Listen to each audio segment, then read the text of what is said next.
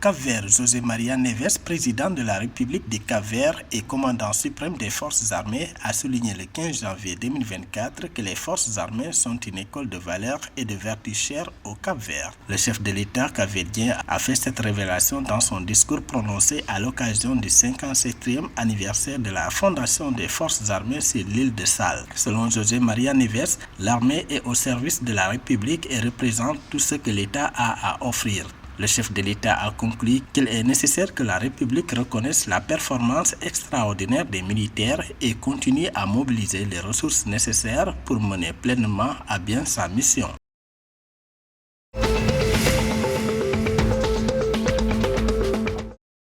Alors que les perquisitions et saisies d'armes à feu se poursuivent en Guinée-Bissau, le gouvernement a annoncé l'interdiction de toute manifestation ou rassemblement dans le pays. L'annonce a été faite par le ministère de l'Intérieur le 15 janvier 2024 en réponse aux informations diffusées sur les réseaux sociaux sur les intentions de manifestations civiles dans les prochains jours. Le ministère a souligné que le pays n'est pas en mesure d'autoriser ce type de manifestation à raison des opérations de perquisition et de saisie d'armes à feu. Ces armes auraient été retirées de la caserne lors de la fuite des éléments impliqués dans les prétendues tentatives de coup d'État du 1er février 2022 ainsi que les 30 novembre et 1er décembre 2023.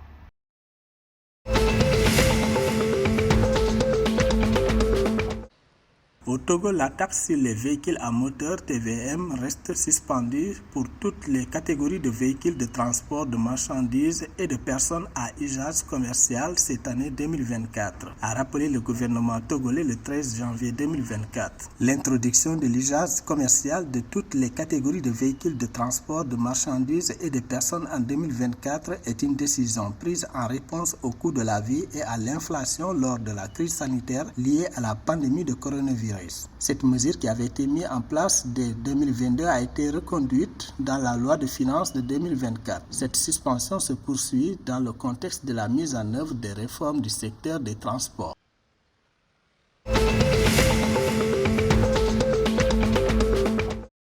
Selon un communiqué officiel du ministère des Finances du vendredi 12 janvier 2024, le gouvernement du Ghana a conclu un accord avec ses créanciers officiels pour restaurer une partie de sa dette extérieure.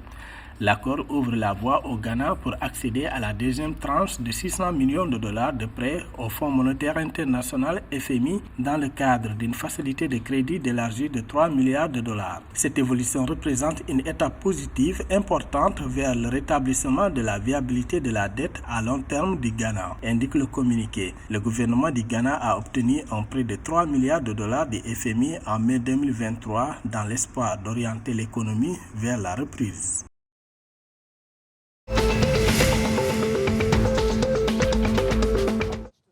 Les organisateurs de la Coupe d'Afrique des Nations qui se tient en Côte d'Ivoire ont annoncé lundi 15 janvier 2024 avoir pris plusieurs mesures pour remplir davantage les stades après le match d'ouverture entre le pays hôte et la Guinée-Bissau. La rencontre s'est déroulée samedi devant 37 000 spectateurs environ. Au terme de cette journée de compétition, de nombreux supporters ont exprimé leur inquiétude face à un stade pas totalement plein, reconnaît le comité d'organisation de la CAN, COCAN, dans un communiqué. Pour la rencontre de samedi, 47 000 billets avaient été vendus ou mis à disposition d'entreprises et institutions, ajoutent les organisateurs qui souhaitent rassurer la population sur les mesures prises afin de garantir un accès facilité à la billetterie de la compétition.